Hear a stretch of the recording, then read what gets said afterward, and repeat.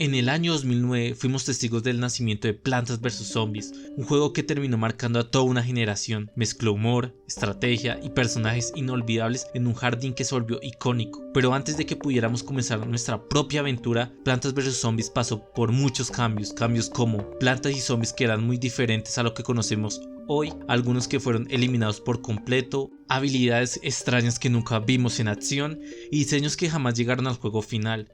En este video vamos a descubrir todo eso que fue modificado o quedó en el camino, así que ponte cómodo y acompáñame en este viaje al pasado.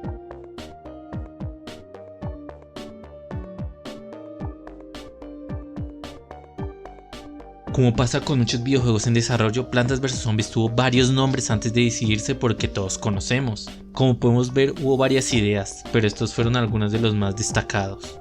Lamb of the Dead, Zombies and Grass Together at Last, Insaniscarium, Get Your Fill of Chlorophyll, Some Botany, que terminó siendo el nombre de un minijuego, Bloom and Doom. Se nota que probaron con varios nombres, tanto graciosos, raros y hasta muy creativos, pero a veces la clave está en lo simple. Y fue en el año 2008, un año antes del lanzamiento, cuando decidieron ir directamente al grano, con un título que lo decía todo: Plantas vs Zombies.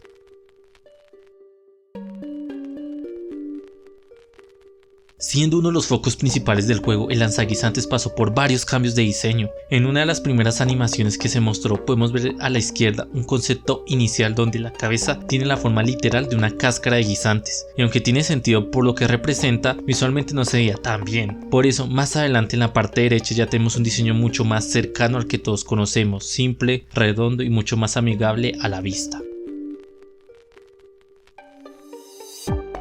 También tenemos los diseños tempranos de lo que sería la planta carnívora y la de Patatapum. En el caso de la carnívora, su diseño no está tan alejado de lo que conocemos hoy. Le faltan algunos detalles como las espinas en la cabeza, los dientes marcados en su boca y las hojas detrás eran más pequeñas, dándole un aspecto menos salvaje, por decirlo de alguna manera. La que sí tuvo un cambio más radical fue Patatapum, a diferencia de la versión final que tiene una especie de mecha en la cabeza. No sé cómo se llama eso. Este diseño temprano mostraba un tallo en el cual iban brotando hojas con el paso del tiempo. Según se ha visto, cuando aparecían 3 hojas, significaba que ya estaba lista para explotar. Personalmente este diseño me gusta un poco más de lo que el original, porque se siente más como una planta real con ese crecimiento visual mientras está activa. Otra planta con un diseño interesante en sus primeras fases es la Hypnozeta. En sus versiones tempranas se parecía bastante a una petaceta, pero con colores distintos, blanco y naranja, con puntos blancos. Aunque no fue la única variación, también existe un diseño completamente morado con puntos amarillos, lo que lo hace ver aún más distinta al resultado final. Lo curioso es que no está claro si iba a funcionar al igual que una petaceta o si tenía una mecánica diferente. ¿Te imaginas que explotara e hipnotizara a todos los zombies al mismo tiempo? Sería una planta totalmente rota, pero honestamente me encantaría verla en acción.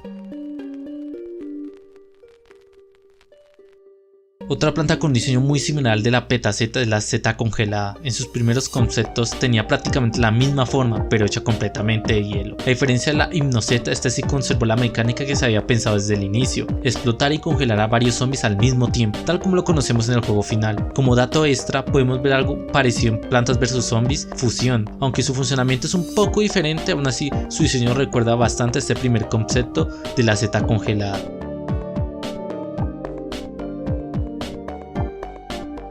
También están los conceptos iniciales de setas Espora y la Homoceta, que al principio eran prácticamente iguales, 2 setas blancas con el mismo diseño, solo que una era más grande y tenía cara enojada. A nivel visual no había mucha diferencia entre ambas, y eso hacía que se vieran como una simple versión chiquita y grande de la misma planta. Personalmente me gusta más el diseño final, porque ahora sí se nota claramente cuál es cuál. No solo cambiaron el tamaño, sino también los colores y expresiones, y eso las hace ver más únicas y con identidad propia. La Planterna fue otra planta que tuvo un cambio radical. En su fase inicial literalmente era un bombillo con cara, algo que rompía completamente con la temática natural del resto del juego. No parece una planta ni mucho menos algo sacado del jardín, pero aún así es un diseño curioso y simpático.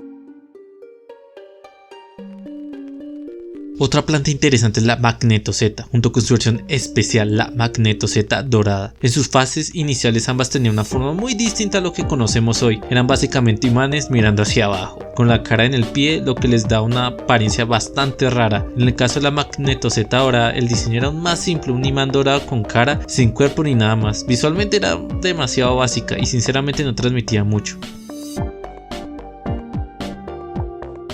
El lanzamaíz también tuvo un diseño muy curioso en sus primeras versiones. Originalmente no era una mazorca lanzando maíz, sino un maíz entero con cara que lanzaba sus propios granos. El diseño se veía muy chistoso y la verdad bastante tierno. No está claro si desde ese momento ya se tenía pensado que también lanzara mantequilla, pero ver esa idea inicial hace que uno se pregunte cómo habría sido si se quedaba con ese estilo. En el caso de la coltapulta y la melonpulta hay algo bastante curioso. Originalmente iban a ser unos árboles que lanzaban sus respectivos proyectiles. Lo llamativo es que usaban exactamente el mismo diseño y lo único que cambiaba era el proyectil que lanzaban, ya sea un repollo o una sandía. Eso me hace pensar si para este punto del desarrollo ya tenían planeado los niveles del techo, porque ¿te imaginas plantar un árbol gigante en el techo? No tiene mucho sentido, pero como concepto visual la idea de que sean árboles no estaba tan mal. La coltapulta congelada, como su nombre lo indica, iba a ser una versión de la coltapulta con la habilidad de ralentizar a los zombies. Su costo sería aproximadamente 200 soles y tendrá una recarga lenta, lo que indica que iba a ser una planta poderosa y muy estratégica. Sin embargo, fue descartada porque ya existía una planta que cumplía este rol, la melonpulta congelada, que también atacaba en área y ralentizaba enemigos. Así que, aunque la coltapulta congelada llegó a concepto, nunca pasó de ahí, pero es interesante pensar cómo habría funcionado dentro del juego. Esta planta comparte diseño con las ilustraciones beta de petacereza y habría funcionado de manera muy similar. La gran diferencia es que se podía plantar encima de otras plantas, lo que le da una mecánica única y bastante interesante. Su costo iba a ser de 175 soles y aunque nunca se implementó, probablemente fue descartada porque ya existía una planta explosiva con un rol muy definido. Esta planta era una versión muy primitiva de la imitadora, pero con una función algo distinta. Para empezar, se elegía como una planta normal y ahí ya notamos la gran diferencia. Al seleccionarla no te pedía de inmediato cuál planta querías imitar. En cambio, durante la partida, al momento de plantarla, te permitía elegir en ese instante cuál de las plantas que llevaste al nivel querías duplicar. Al final este concepto fue descartado, pero parte de esa idea se aprovechó más adelante para crear a la imitadora tal como la conocemos hoy.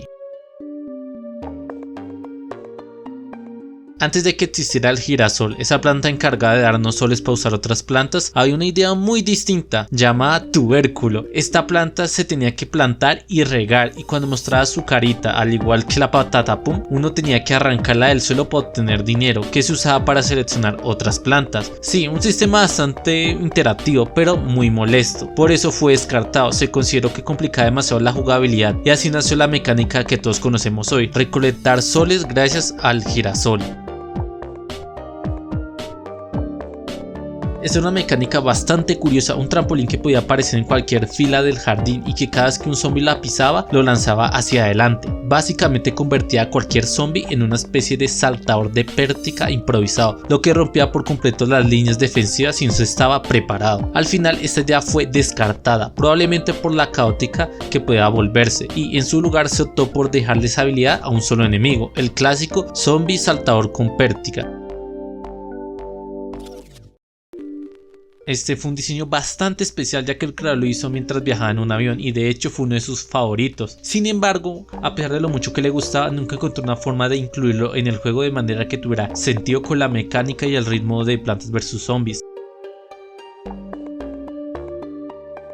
Este era una especie de planta reloj, aunque su funcionamiento no está del todo claro ya que hay dos posibles interpretaciones de cómo se habría usado. La primera es que detenía el tiempo en el jardín, permitiendo que tus plantas se recarguen más rápido sin que los zombies avanzaran. La segunda es que al activarla recargaba al instante todas las plantas que estaban en espera. Cualquiera de las dos ideas suena útil, pero al final fue descartada por dos motivos. El primero por la imitadora, ya ofrece una forma de duplicar y agilizar el uso de plantas, y el segundo porque esta mecánica no resultaba tan atractiva visualmente ni tan emocionante para el juego. Estas fueron las versiones más tempranas del cactus y era una bastante distinta a lo que terminó siendo. El primer concepto era una planta con forma de aguijón que disparaba a abejas, pero solo podía afectar a zombies voladores y nada más. El segundo diseño era más similar, aunque con forma de colmena, y seguía disparando aguijones únicamente a zombies aéreos. La diferencia es que este podía plantarse encima de otras plantas para no desperdiciar espacio en el jardín. A pesar de estas ideas, al final fueron descartadas y de ahí surgió la versión que todos conocemos, el cactus, capaz de atacar tanto enemigos terrestres como voladores, con un diseño mucho más coherente con el resto del jardín. Como dato adicional, también existen dibujos a lápiz súper tempranos del desarrollo, donde se ven diseños que nunca llegaron a pasar al juego. Además, se encontraron artes pensados por una versión china de Plantas vs Zombies 1, que fue cancelada antes de ver la luz. Esto demuestra que la idea de hacer versiones exclusivamente para China no es algo nuevo, como ya pasó en Plantas vs Zombies 2. Plantas vs Zombies ya cumplió 16 años desde su lanzamiento en 2009 y con el paso del tiempo se han ido revelando un montón de contenido descartado, especialmente a partir del 2020. Es increíble descubrir todas estas ideas que en algún momento formaron parte del desarrollo del juego, que terminó marcando a toda una generación.